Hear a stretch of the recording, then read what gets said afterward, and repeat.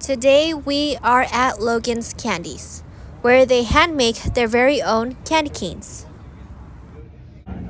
From the outside looking in, you can see them starting to prepare for their demonstration.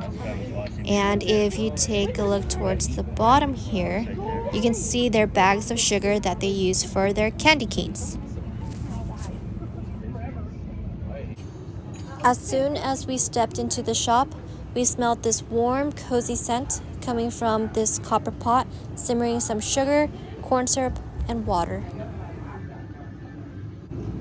After about 15 to 20 minutes, we can see that the pot has started to boil a little more frantically, caramelizing all the ingredients in its pot. It became a little more exciting once the candy thermometer was placed in the pot and finally reached its 320 degrees Fahrenheit.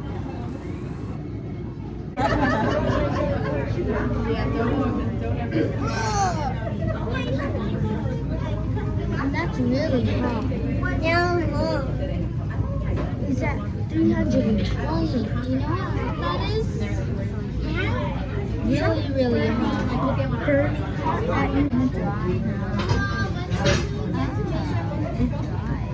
Whoa!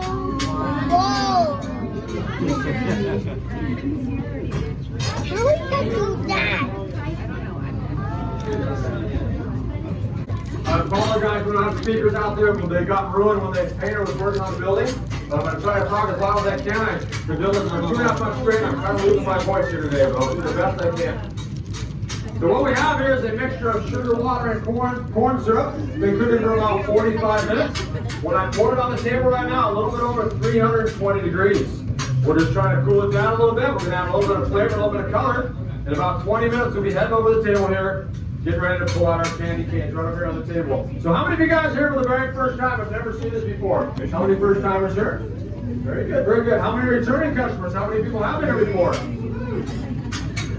Very good. Very good. Well, welcome back. Glad you guys can make it. Or a taste-based color. Remember, no flavor whatsoever. This is going to be just the color only. Down to the bottom of the jar here. So let me see if I can. Oh, I have enough. It's purple. No, it's red. No, it's purple. All right, so we're going to mix that in for a minute or so. And this is going to be our red stripe.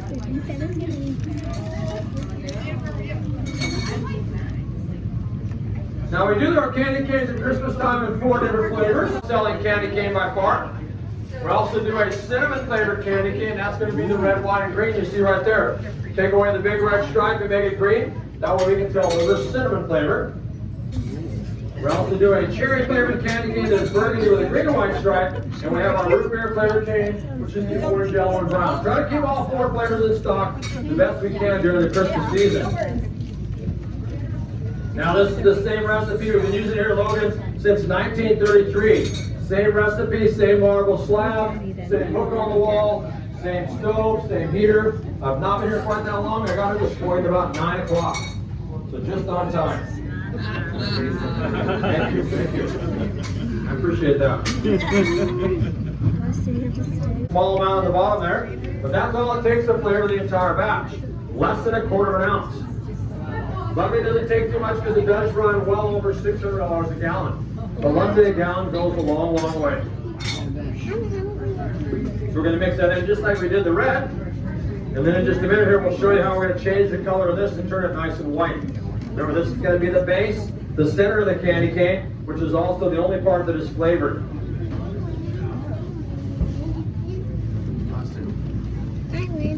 Now we change the color. We are going to do it all naturally. We're not going to add any color to it to make it change.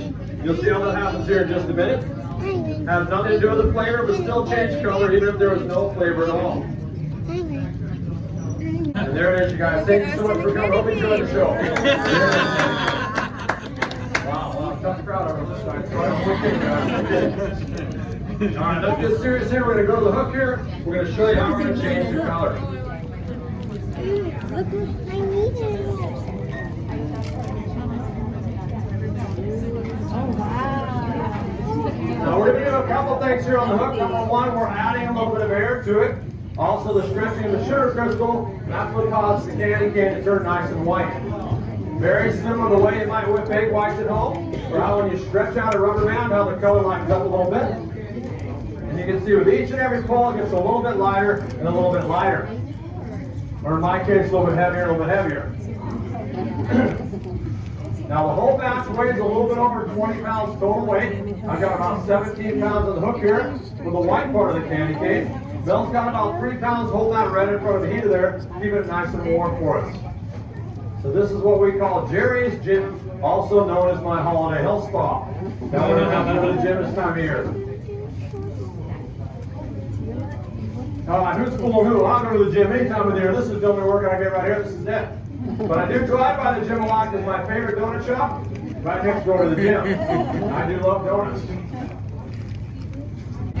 So this first piece that I'm going to show you here, this is going to make up our 5 little stripes, just like you guys see on the candy canes right there.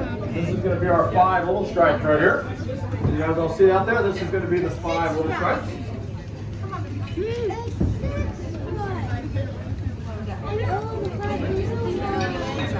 And since we're making peppermint candy canes today, the big stripe is going to be our red stripe.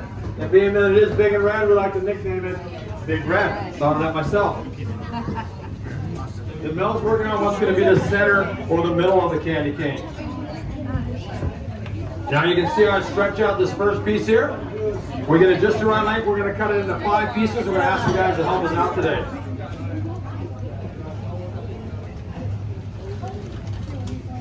Piano and trumpet, I just play the 5-string. I sing too, but it's not a pretty sound. Or how about this here? A big giant fish or a whale with a candy cane tail. Because it just looks like a big giant candy cane to me.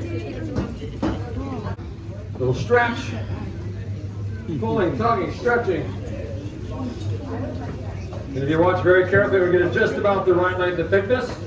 We're going to give it a little twist. And right before your very eyes, ladies and gentlemen, boys and girls, we have created the candy cane. Here we go, a little cut, a little roll, and a little bend on the other end. You guys give a big round of applause. Give it up right there.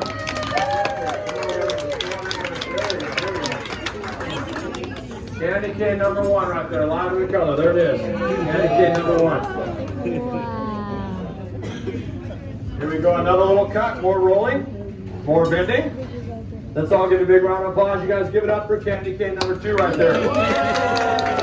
Stay with me because remember we still have 360 more to go. Now this size candy cane that we're making right here is the smallest size candy cane we make here at Logan's. And if we continue to make this size throughout the entire batch, by the time we're done, we fill up this table and make about 360 to 370 individual candy canes, one by one, just like you're watching now. That's the part where you're supposed to go, whoa, that's a lot of candy canes. Nicely done, nice.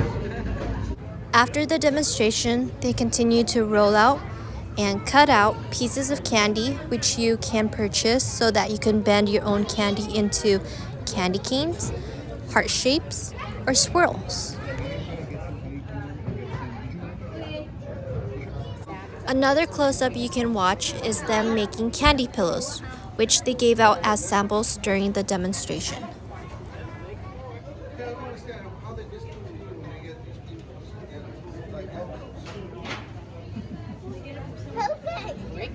As we exited the shop, we can see them prepping for their next demonstration.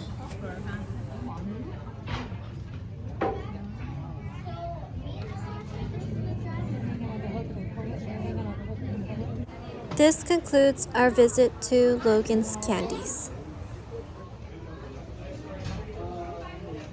Here is my candy cane that I bent into a heart shape, and I am very glad with how it turned out.